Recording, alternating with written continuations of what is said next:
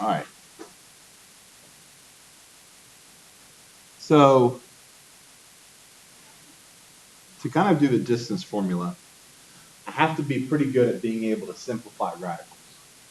Okay. When something asks for the answer to be in exact form when it comes to a radical, it means that we're going to simplify the radical itself. Now, most of the times when you've seen something like we are going to find out why this is not working.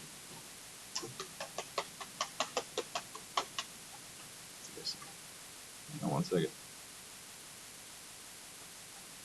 Okay, so let's do this. So if I'm simplifying the square root of 63, all right? Generally before the past, you guys have seen it where somebody has told you, go ahead and take this 63 and make a factor tree out of it.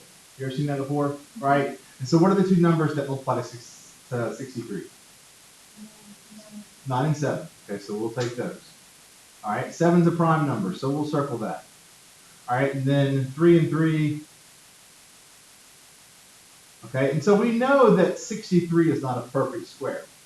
Okay, so we know that we're going to have a radical here. If I have a pair of the same number, one of them moves out. Anything else that does not have pairs stays underneath. Okay, so this is how we would generally in the past do the square root of 63. This is not how I want you to do it, preferably. Okay, this is the reason why. If all of a sudden I do something like this, the square root of 200, well then once you factor tree that out, that's going to give you a lot of prime numbers, and if you miss one of them, you get the wrong answer. Okay, so I would like to look at it a little bit differently. Let's go back to the square root of 63 for a second. Can anybody tell me a perfect square that goes into 63? What's a perfect square? What's 1 times 1? 2 times 2. 3 times 3. 4 times 4. Those are all perfect squares. Okay? So the perfect square is something like the square root of 16, because the square root of 16 is 4. All right, so that's a perfect square. Although 63 is not one of them, but what is a perfect square that goes into 63?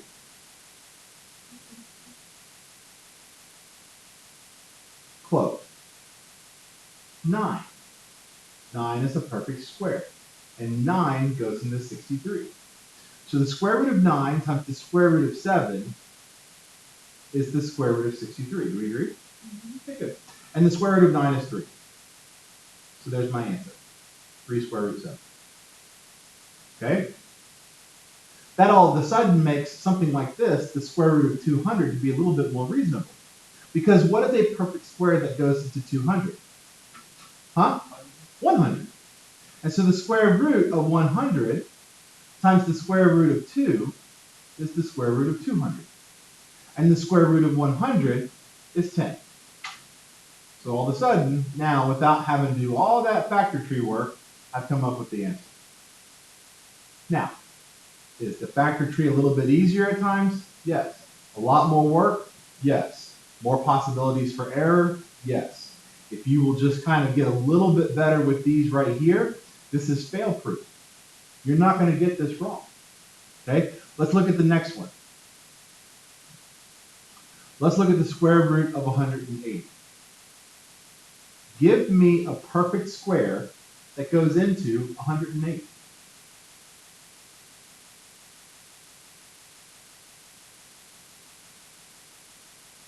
Let's start with 9. Okay? The square root of 9 times the square root of 20. We agree? Good. Is there a perfect, now we know that the square root of 9 is a perfect square. That is 3. Is there a perfect square that goes into 20?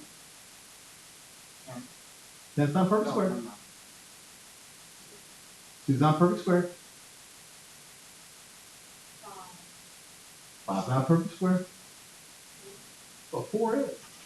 So the square root of 4 times the square root of 5 is the square root of 20. And the square root of 4 is 2. Okay? Now we're done. 6 square root 5. Okay? So I want you to take a minute and to do number 3 and 4. Try to practice. All right, let's try the first one. Tyler, give me a perfect square that goes into 48. Okay? Streetcar. Give me a perfect square that goes into 12. Okay, good. All right, so we can say 4 and 12 is 48. Okay? Now you don't have to do these same numbers. Okay? But let's just go down here. The square root of 4 is 2. Is there a perfect square that goes into 12? 4 again. Okay, so we have the square root of 4 times the square root of 3. And the square root of 4 is 2. So we have 4 square root of 3. Now, somebody else could have said, well, I knew that that 16 went into 48. Okay? So the square root of 16 times the square root of 3 is also 48. And the square root of 16 is 4. Okay? 16 is actually the largest perfect square that goes into 48, so you get to your answer a little bit faster, but it's the same way.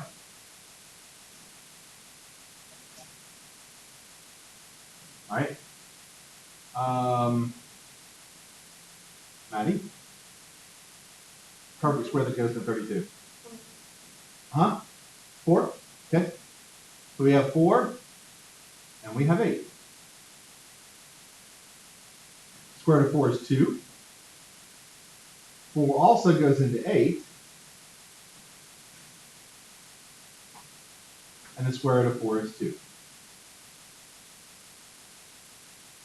So we're left with 4 square root of 2. Now, ultimately, what happens with this is that, like anything else in math, as you start to do this more often, these answers become more easy. Okay? All right, so I'm going to skip. Yesterday we did distance formula. Okay? That is the distance formula. You've seen the distance formula before. But we're going to go through one example on this because I didn't get a video done yesterday because I wanted to combine these two together. Distance and midpoint into one video. All right, so we're going to do the distance formula between these 2 points right here. All right, and you have to remember the rule itself. So the rule for the distance formula is the square x2 minus x1 squared plus y2 minus y1 squared. Now, I will tell you, this is the way books tell you to, the x2, x1, y2, y1, and they're just trying to keep them separate. In the end, the distance from E to F is no different than the distance from F to E. So, just subtract your x values. So your two x values are negative 4 and 3, so we have negative 4 and minus 3 squared. Plus, subtract your y values. 1 minus the other y value, which is negative 1 squared. This is a key part. You have to make sure that you remember that you're subtracting the y values. And you could be subtracting a negative value, which what happens then? That's right, it turns into a positive. Okay? So negative 7 squared plus 1 plus 1 squared, which is 2. So negative 7 squared is 49, and 2 squared is 4. So that gives me the square root of 53. In this case, that radical cannot be simplified. So that is your answer. If that radical can be simplified, we go back to the other thing. Okay?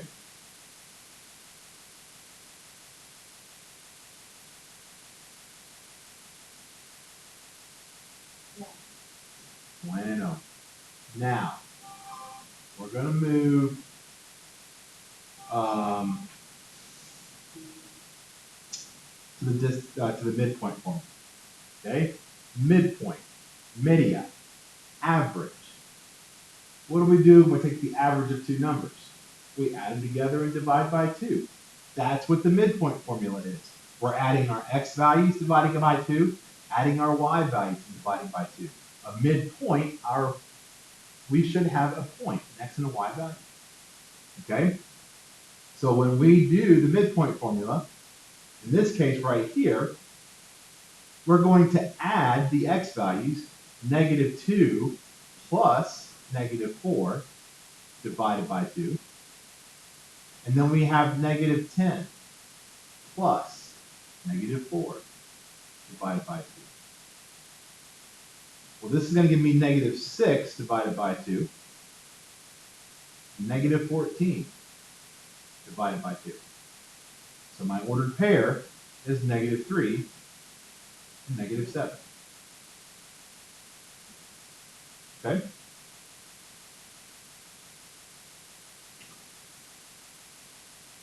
All right, this is not hard, so I'm not going to give you any opportunity here in class to practice the next one. But I want to go over to this right here. This is kind of the more difficult part in midpoint formulas, so I want you guys to pay attention in a second. So this says, oh wait, that was supposed to be the wrong thing. Hang on a second. Okay, so this one says, find the other endpoint of the line segment with the given endpoint and the midpoint. Okay, so this says that, all right, well, when I have a line, I have two endpoints. I have the first endpoint, I have the second endpoint, and then we have this midpoint. So one of my endpoints is 9, 5. The midpoint is 3, 1. I have to find this other endpoint right here. Okay? This all goes back to your ability to be able to remember the midpoint formula. And that midpoint formula said, if you will add the x values of the endpoints and divide it by 2, you will get the x value of the midpoint. If you will add the y values of the endpoints and divide it by 2, you will get the y value of the midpoint. That's the rule. That's the rule for midpoint. Okay? Add the x values on the endpoints, divide it by 2, get the x value of the midpoint. All right, so now all I have to do is plug in what I know. I know one of the endpoints. Well, that is going to be 9.